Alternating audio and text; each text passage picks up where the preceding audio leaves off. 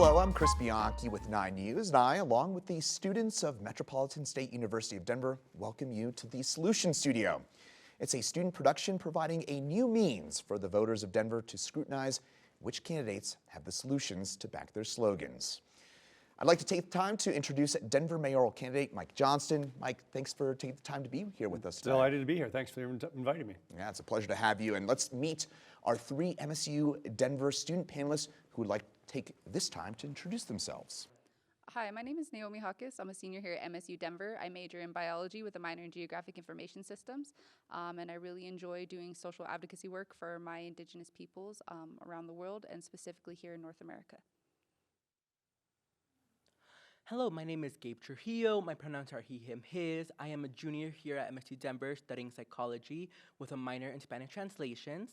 And I am here because I want to represent the voice of the many immigrants who are in this nation. Hello, my name is Nayeli Sanchez. I'm a senior here at MSU Denver with a major in business management and concentration in operations management. And I as well enjoy advocating for the immigrant community. And thank you all for participating in Solution Studios here today. We'll be presenting 4 different challenge questions to Mr. Johnston, who's going to have up to 3 minutes to respond to each of those questions. And then after each of those questions, we're going to have a follow-up question round where you will have 60 seconds to answer each question. So with that said, I'll turn things over to our student panel for challenge question number 1. Hi, thank you for being here today. So our first question is that it is estimated that in the last decade, we generated $100 billion in real estate wealth in the city and county of Denver through appreciation of property values. This wealth is often passed on to out-of-state investors, and the remaining upside was concentrated in the hands of wealth Denver rights and developers. At the same time, the majority of Denver residents who are working to keep this city running have not benefited from this wealth generation. In this same time period, Denver became the 8th most expensive city to buy a home, and yet the home ownership rate in the city is 8% behind the national average of 65%. Black and brown home ownership percentages are even lower. Please detail how you will spend the funds from Prop 123 and what other resources you will use as mayor to change who owns Denver by increasing home ownership to meet the national average. How many years will that take? Wow, fantastic question. Thank you so much for jumping right into the hard stuff. So as you said, I want to talk about a couple parts of it. One is affordable rentals for people that need them. One is a bridge from renting to owning. And then the third is a permanent home ownership program to get people access to wealth building. And these are part of what we built in the coalition on Proposition 123. And so let me describe to you what I would do in Denver and how it changes what you described as the current inequality, which is a current system where you see a lot of units getting built. And those units are being built for folks that are not the workers in Denver who need to be able to afford to live here. And so we want to change that path. What I would do as mayor of Denver is I would build 25,000 units that would be permanently affordable. And what that means to build a permanently affordable unit is that anyone who lives or works in Denver and makes less than about $90,000 or $100,000 a year would be eligible for one of these units. And most importantly, the law requires that if you live in one of these units, you never have to pay more than 30% of whatever you make. And so if you are a first-year teacher and you make $40,000 a year as your salary, a third of that would be $12,000 a year in rent. That would be $1,000 a month. So that would mean as a first-year teacher, you could live in one of these units, and your rent never goes up from $1,000 a month. It never goes up unless your income goes up, because you never pay more unless you can pay more. You can do those with new units that we build. You can take existing units that aren't affordable, and we can convert those to become affordable.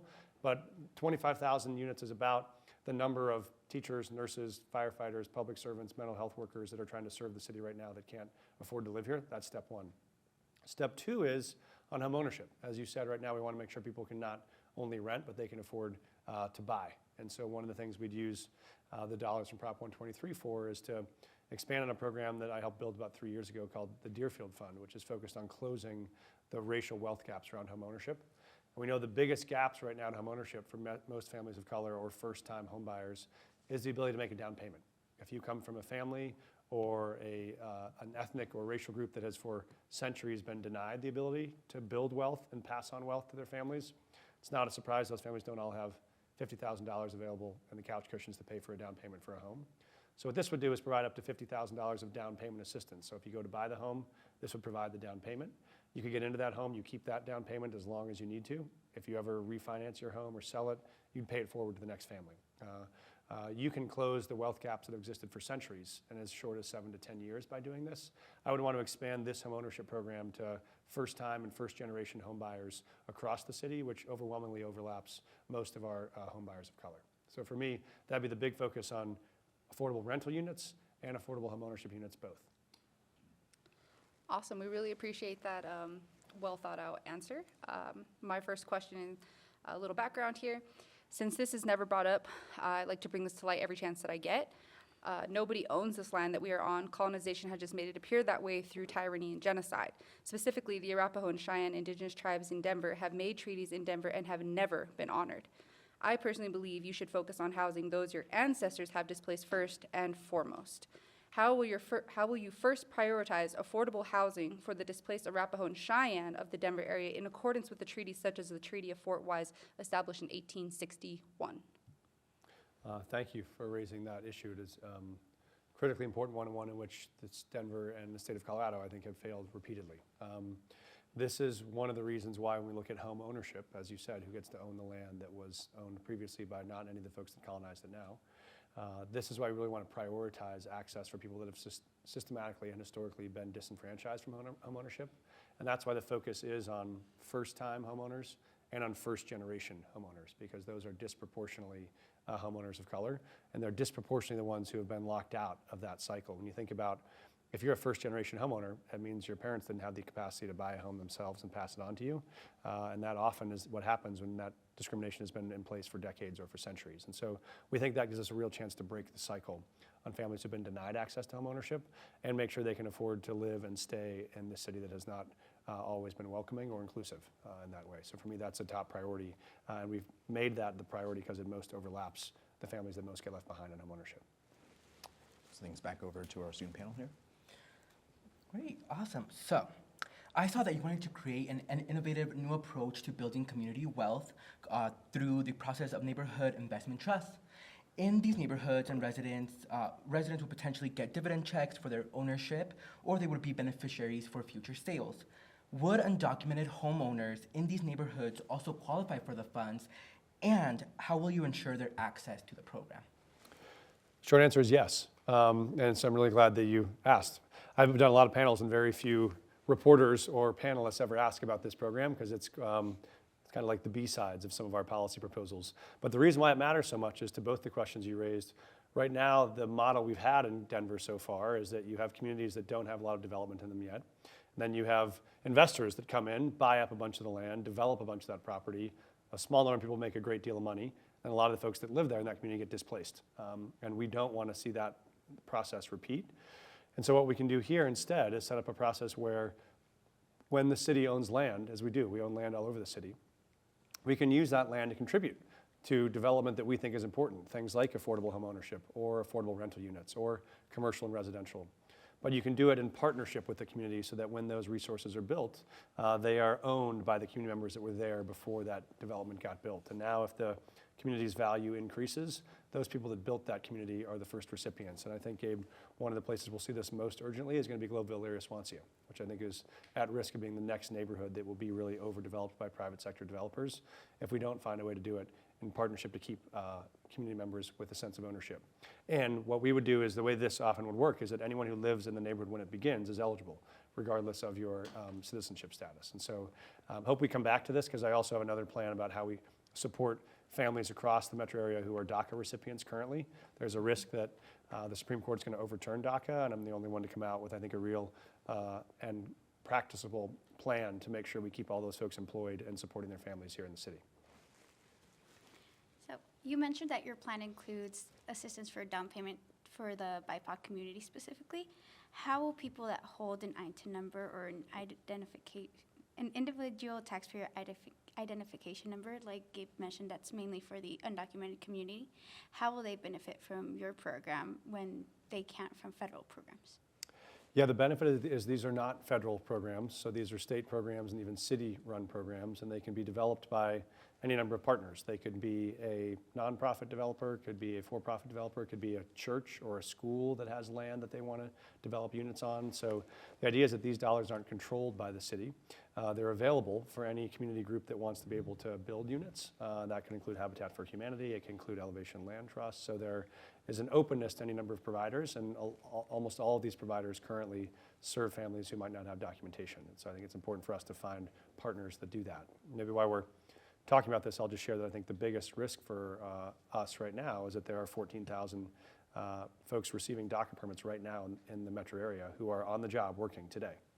And if the Supreme Court overturns that, those 14,000 people would lose access to the jobs that they already have where they're already working. That means employers lose employees, and it means families lose their source of support. And so what I would do is create a public-private partnership to keep all of those folks employed through a consulting organization, call it 5280 Consulting. And what would happen is if, say, you were working at Wine Coop as a server, and if you lost your DACA permit, you could go and work for this consulting organization, and then Wine Coop could come to the organization and say, we need 3 servers. Could you send us 3 servers? That organization can send them out as consultants. The organization gets paid, and the employees get paid on 1099s, which don't have to necessarily require social security numbers. And it could even it could be a co-op. It could be owned by the employees themselves, so any additional revenue they profit share on. But the idea is you could create a structure that the real problem here is just that the federal government can't solve immigration reform. So we have families who want to work, we have employers who want them to work. We shouldn't let federal law get in the way of that being able to continue. Still have time for more follow-up questions here from our student panel. Yeah, so thank you for those answers.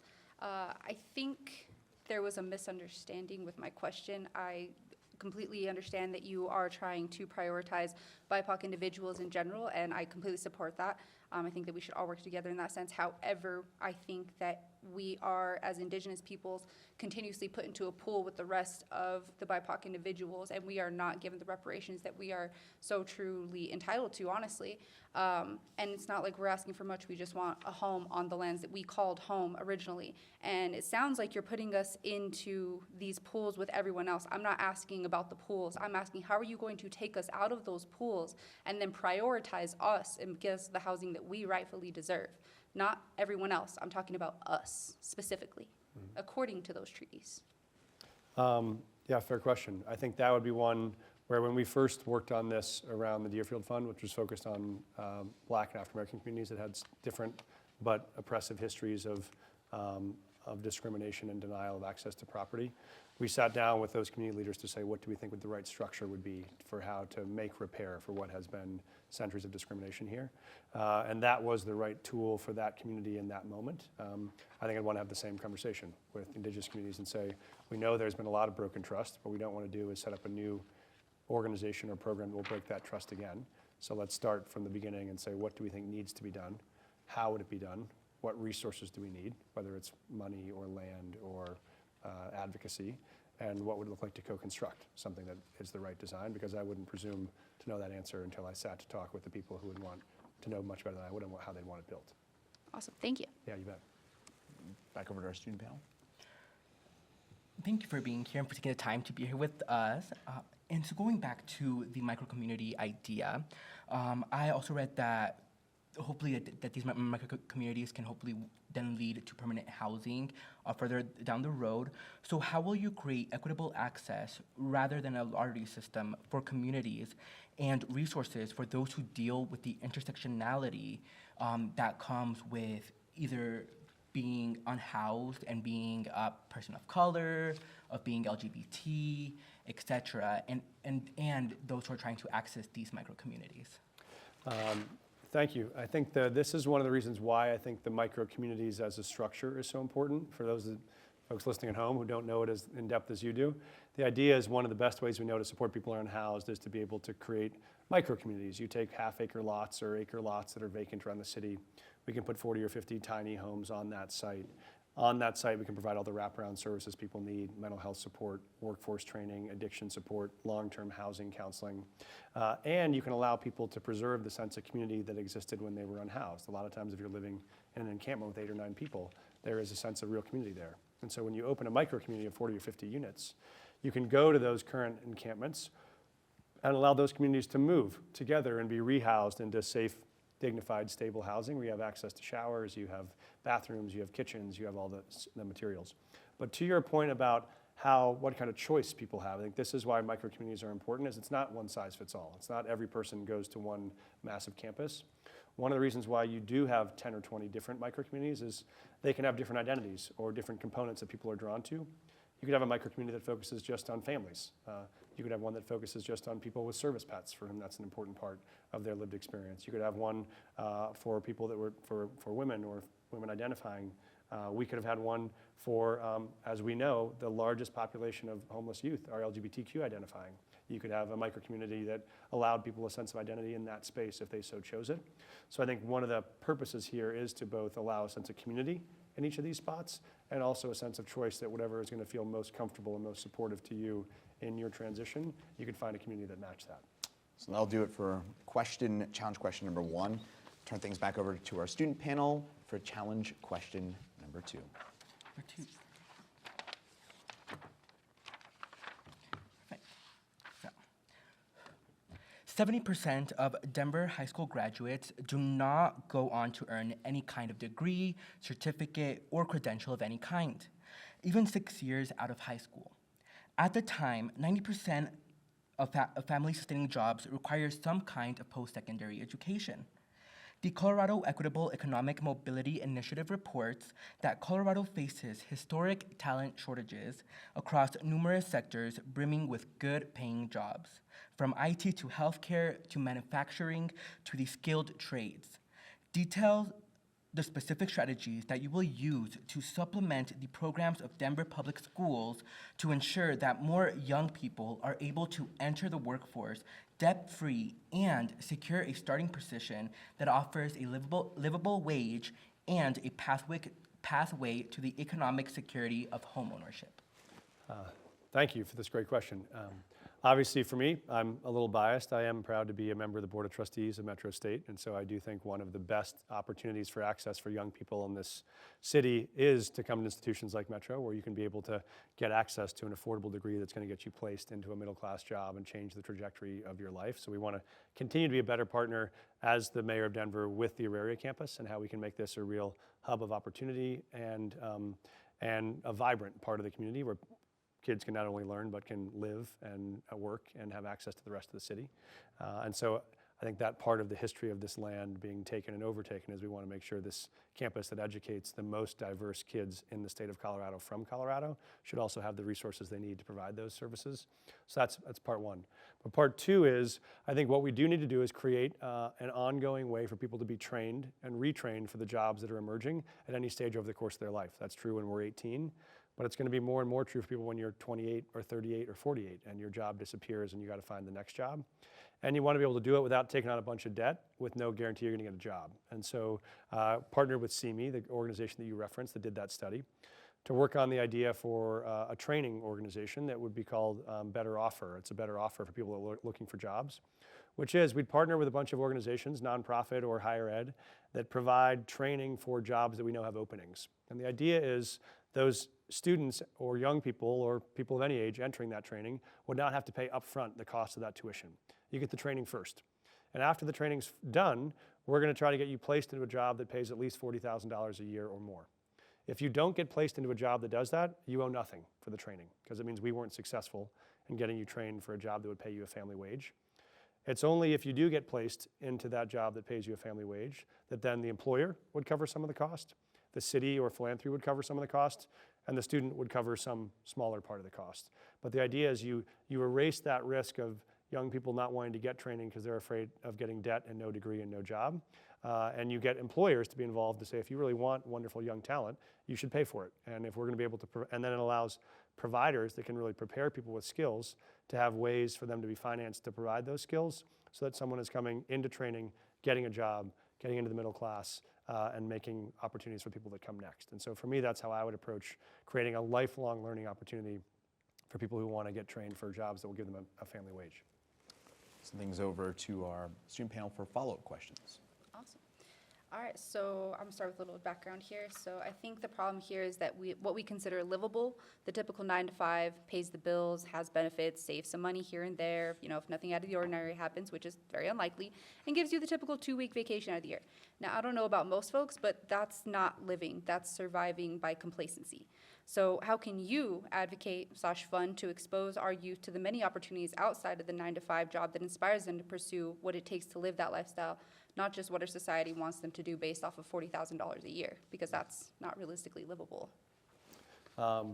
So I think there are a couple of really powerful points you made. One is about how do we make sure we're getting people into wages that are actually livable. This is why I think things like increasing the minimum wage were critically important, like giving people access to affordable housing is critically important, because those drop down your costs to make your life more livable.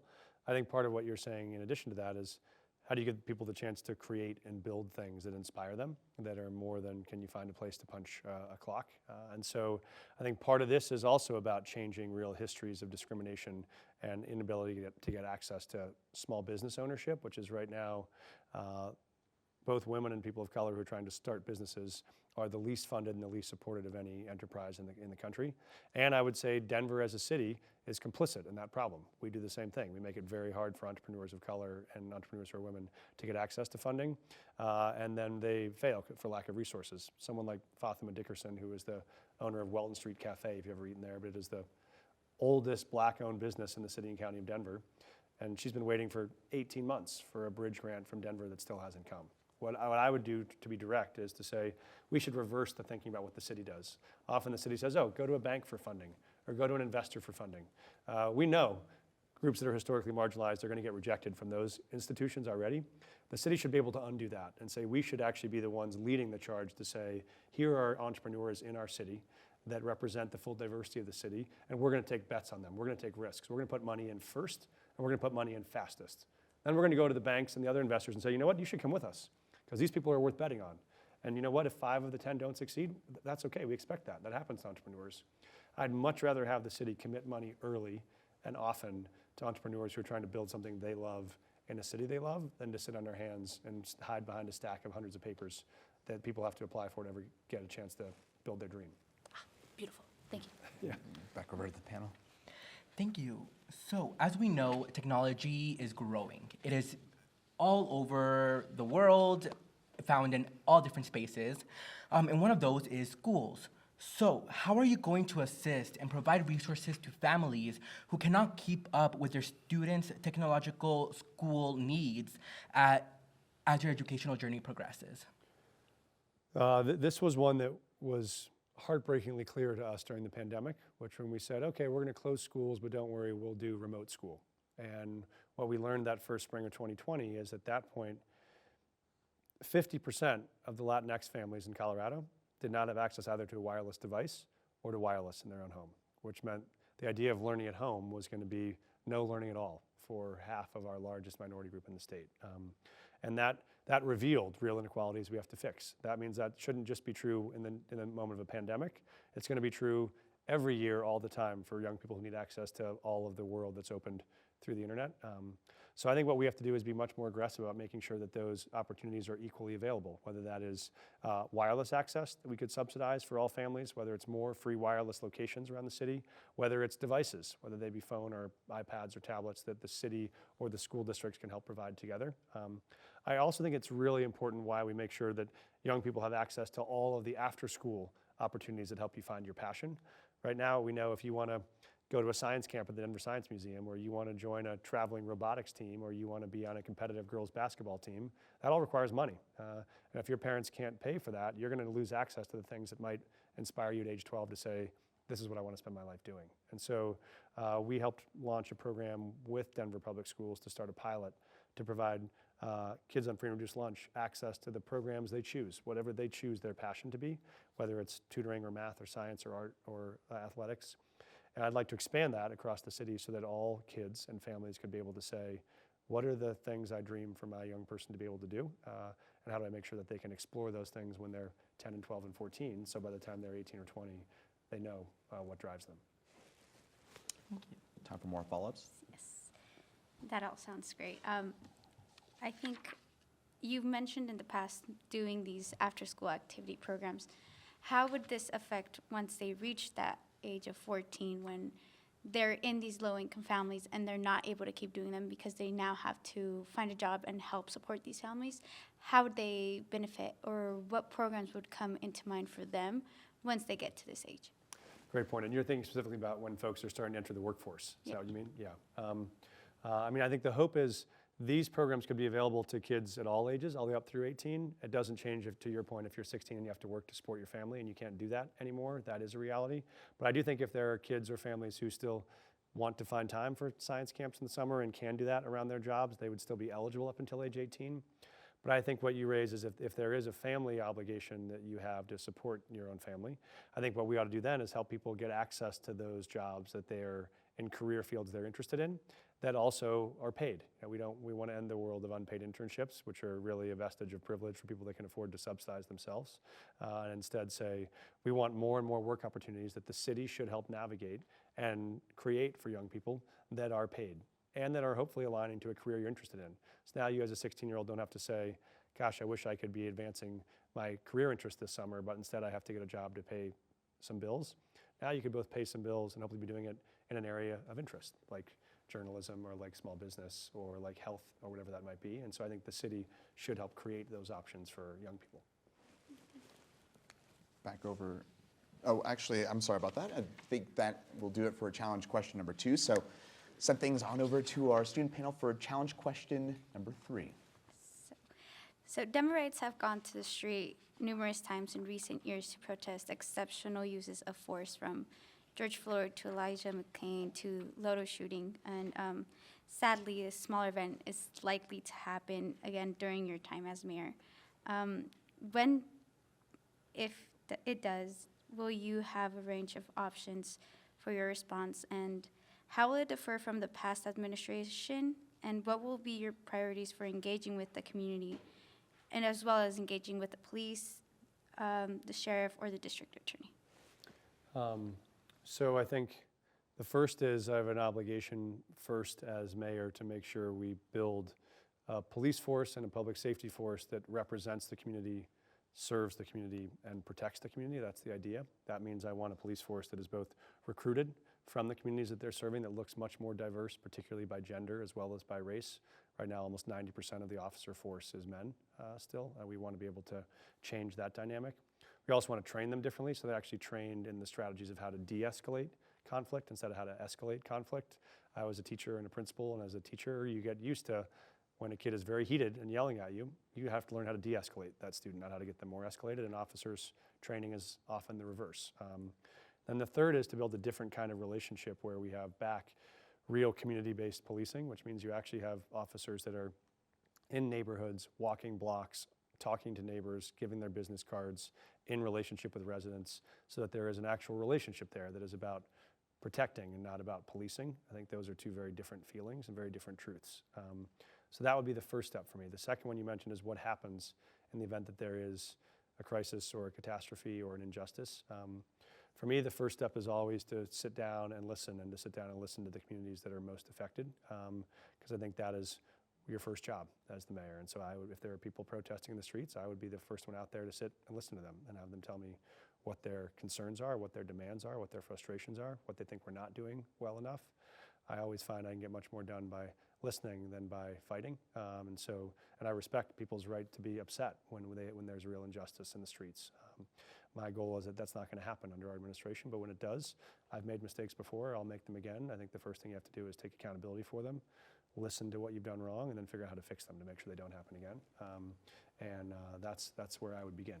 But my hope is that if we do the right kind of recruiting, the right kind of training, and the right kind of deploying, you get very different results, including, by the way, I've said this is about putting more mental health workers on the street and putting more paramedics and EMTs on the street, so you have the right first responder responding to the right type of incident. If you have someone in a mental health crisis, the last person you want to send is an officer. It's actually probably the worst person to send to that scenario. What you want is a mental health worker or someone that can understand that situation, de-escalate, and get them access to services. So I think it is about seeing this as a whole bag of tools that we use differently in different parts of the city. And in a lot of these crises that are mental health or physical health related, those should not be officers going. Those should be mental health workers or paramedics or EMTs. Over to our student panel for follow-up questions. Awesome answer. Really appreciate that. That was very thoughtful. So something I feel like that isn't talked about enough, especially in any state, but especially Colorado, is the missing, murdered, and Indigenous women movement. And that happens more often than not on reservations that are being exploited for their minerals. And also sex trafficking just in general, especially of children, until it's too late. And even then, it barely makes the news.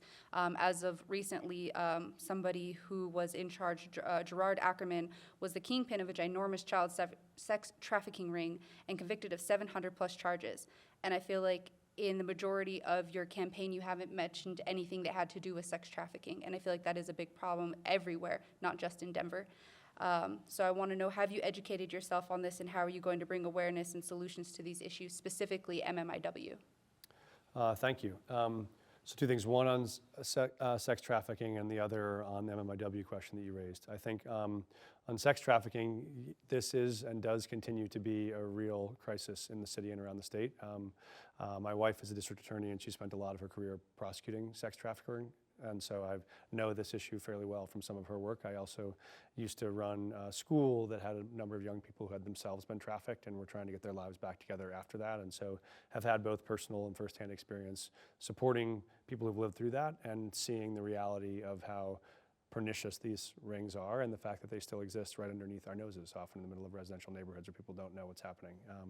So I think this is a place where we want to make sure we have better alignment between our law enforcement and our district attorneys and our courts, and with the federal prosecution as well, with the U.S. Attorney and others we could partner with. And then, so I think that is something that we can and should provide more focus on, and I would partner with the DA's office and the U.S. Attorney's office to make sure we're prosecuting those and following through on them. On MMIW, I think this is one where the city can be much more active in saying, what is our obligation to both investigate those cases that exist connected to our own city or our own history, and or to provide resources or partnership to places where those investigations are underfunded or under-resourced. We still have the largest law enforcement operations in the state here in Denver, and Denver leads the state on many things. It also should be able to lead the state on rectifying some of the deepest injustices that we were certainly a part of on the front end. And if we can help be allies with resources or training or support or investigation, I think we ought to do that. Thank you. Yeah. Over to our student panel. Thank you. So going back to your answer to the challenge question, I heard that you want to put more clinical and mental health professionals and EMT so they're easier to access for the community and therefore bettering the community. What is your step-by-step plan to help recruit for these positions? This is one of the toughest questions, I think, and it's not just true for mental health workers or for EMTs, it's true for people in the planning and zoning department. And there are departments across the city and county of Denver that are understaffed and people are overworked, and that drags down morale and that makes it a big challenge. I think it links some to your early question about how do we make sure people have access to jobs that are sustainable family wage jobs. We do have some really good family wage jobs in the city that we have to recruit more people to come to. So for me, part of it is the same way that MSU does recruiting. It is we have to make the public case to all the residents of the city and county of Denver that we need you. We need your help. Your city needs you. And these are noble and important jobs. And we want to recruit you to come into this profession, feel a sense of calling that you're going to improve your neighborhoods and your communities and the lives of your families. And it's really like the Marines or the Army does in their recruiting, which is this is a call to service. We think this is a real call to service all across the city and county of Denver.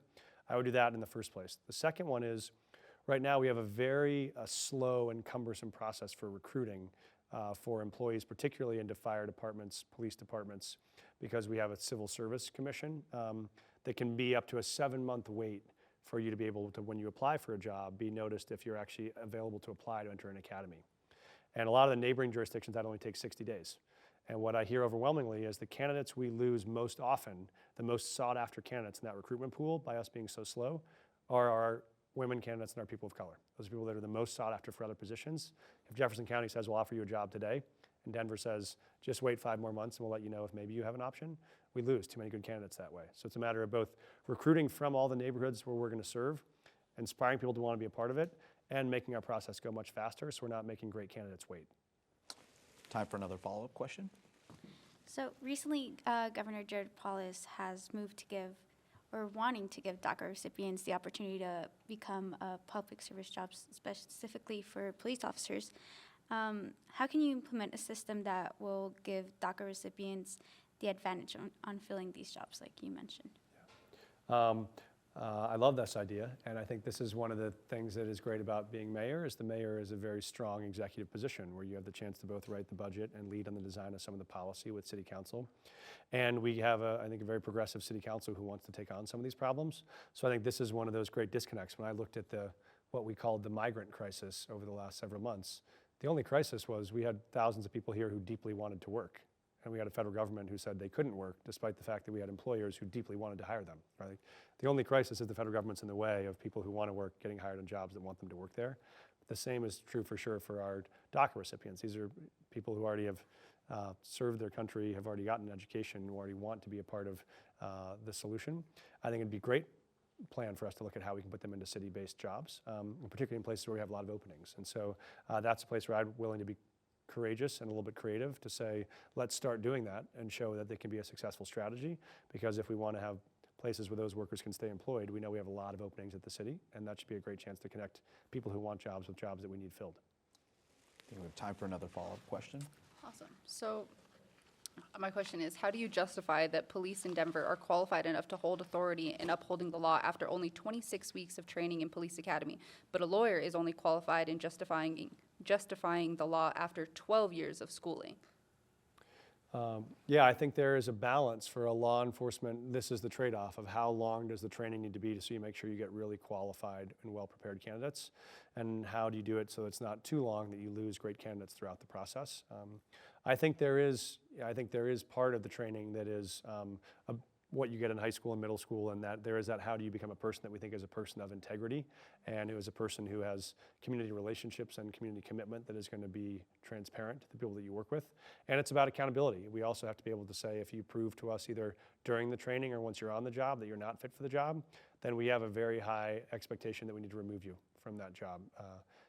With our Air Force pilots or our United Airlines pilots, you don't say, 70% of them are pretty good.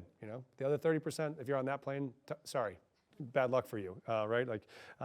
We have to have a similarly high expectation for those people that are entrusted with the most power and the most responsibility for the city, do have the highest expectations for their behavior. And I think that's what we should insist on, but it also means we should recruit for that. And I think this includes the way we recruit people for this job, which is if you see this as really a chance to serve your community and be a leader in your community and be a protector of your community, I think that's a different job than people might have felt called to 5 or 10 years ago, where it was more traditionally someone who had served a couple tours in the military and wanted to come back and do another tour in a military-like unit in their own city. That's not really what we need right now. What you need is a combination of people who can, yes, keep you safe, but can also build relationships and bind people back together. That'll do it for our third and second to last challenge question. Now time for our fourth and final challenge question here. I'll turn things back over to our student panel. All right, so a few facts on homelessness in Denver. According to Metro Denver Homeless Initiative, 87% of the homeless in Denver are Denver residents, our neighbors, and your constituents. The Denver Social Impact Bond has shown it costs half as much to house someone as it does leaving them to cycle in and out of emergency services. Last June, the Denver Right reported that there are 21,000 unoccupied apartments in Greater Denver. Imagine you are in the conversation with a homeless resident. Please explain how you will work to make vacant apartments to low income and people experiencing housing. What specific items in your first budget will assist that person to move off the street and into housing? This is the most important issue in the city to me, and it is the reason why I ran for mayor, and it's the thing that I'm most committed to addressing on day one, which is exactly the truth you just described, which is we have a dramatic number of people who are currently homeless, and the truth is they are homeless because they are living in a city where the cost of living is getting higher and higher and higher, and we are leaving them behind. There is this myth that, people from around the country are coming to Denver to be homeless because it's so wonderful to be homeless here, as if someone's in West Virginia sitting with their friends saying, what's the best day to be homeless in? Let's buy a plane ticket to Denver. That's not how it happens. People from our own community that we can't serve well drop out of the housing cycle, and we have to be able to support them. And you mentioned, there are a lot of opportunities, both with vacant commercial buildings, some of which we can retrofit to be residential, some with vacant residential buildings. But what we want to do is be able to get people quickly into housing. So this is why the first transition step are these micro communities where you can put people into tiny homes or into safe outdoor spaces where you can get housing immediately. You got heat, you have access to all of the utilities that you need, and you have support that are there on site. That's step one. But then we have to move very quickly to build and to convert units that are going to be affordable. That can be taking hotels that we can convert to be affordable. It can be old apartment buildings. Or I would look at if there are units that are vacant and we're willing to acquire those from whoever owns them to make them into housing for people that can't afford housing right now. I would do all of the above. This requires an all of the above strategy, and all of the above strategy to do as quickly and urgently as possible. So we'll put close to $250 million against this problem in year one. And I've said that I will appoint a senior advisor to my cabinet who only oversees all of the work around homelessness, because what we know is it requires such complicated alignment of so many departments. It's not just, oh, you're homeless. It's how are we connecting the planning and zoning for those units to the mental health support, to the addiction treatment, to what law enforcement is doing or not doing. And if you don't align all of those, then you get the real holes in the fabric that people fall through, and I think that's what we have right now. So this is top priority for me on day one, to put the resources and the plans into action to get that done. Send things over to our student panel for follow-up questions. Perfect, thank you. So, as you mentioned, a lot of the people who are homeless are from our own Denver community. So what solutions and resources will you put in place to keep tenants from losing their homes and keeping a roof over their heads, even with the rising rents, the continued pressure of inflation, and the scarcity of available resources? I've had the good fortune of having been working on this problem for a number of years. So both the social impact bond that you referenced was one that the organization I used to work for, Gary, helped fund. And now in the last 3 years, when I was there, we helped fund an organization called the Eviction Defense Project, which was designed to do exactly what you just said, Gabe, which is how do you keep people who are at risk of being evicted from becoming homeless? And what we found is it's a terrible use of everyone's money. If you have someone that is $500 late on their rent, to evict that person means they're now going to be homeless. But even the landlord who evicted them is probably not going to get that $500 back that they owe, and they're going to have an open unit for 1 or 2 months, so they're going to lose money also. So what we did is support an organization founded by a couple of local entrepreneurs that raises money to say, we'll have a fund that pays that person's $500 that they owe. And they keep you in your unit, could even help you pay your next month or 2 rent. So now the landlord's happy because you've stayed and you've paid your rent. You are not evicted or homeless. And then you can have that as a very, very low interest loan you can pay back when you get back on your feet, when you get the job back or you get money back. It's not a predatory lender. It's not someone that's going to hold it over your head. It's a nonprofit that will say, we can wait a year if you need a year to pay it back. But this also saves dramatic amounts of money because you're not providing the resources to support someone who's unhoused. You're not having landlords lose the money from an open unit. And you're not dealing with all the social services that come with people being homeless again. So I think we can do much more on the front end to prevent homelessness by preventing eviction. I think we have time for one more follow-up here. So you've mentioned a couple times wanting to keep these communities together, so moving them along, but keeping them as kind of somewhat of a family. And really, I think, how long after creating this community and everything else, going through the work process, everything like that, how long after will they be able to go back out, not just into this community, but the rest of the community? Yeah, you all ask all the exact right follow-up questions. Our lessons learned so far on that is it's usually about 6 to 9 months is the transition. The goal, and it can vary person to person based on what your needs are, but often you're getting housed into a micro-community. You're getting the lowest level of Maslow's triangle hierarchy of needs taken care of. You have shelter, you have food, you have a place you can store and protect your stuff. Then if you have mental health needs, you might be getting some treatment for that, maybe some medication if it's necessary. If you have addiction needs, you're getting support for that, getting stabilized. Then you're applying for jobs, you're getting some training and preparation on how to either apply, how to put together a resume, how to interview, and how to make it through your first few weeks on the job successfully. And then once you've saved up some money from those first couple of paychecks, now you're starting to look for permanent housing where you have the money to be able to make that first month rent payment. And so that's normally the progression is about 6 to 9 months. But it's not a hard stop. If you're not done in 6 months, we kick you back out because the idea is we don't want to make people homeless again. But people are usually eager to get back out into the main community. I think our biggest challenge there is there aren't enough affordable units out there for them to move to.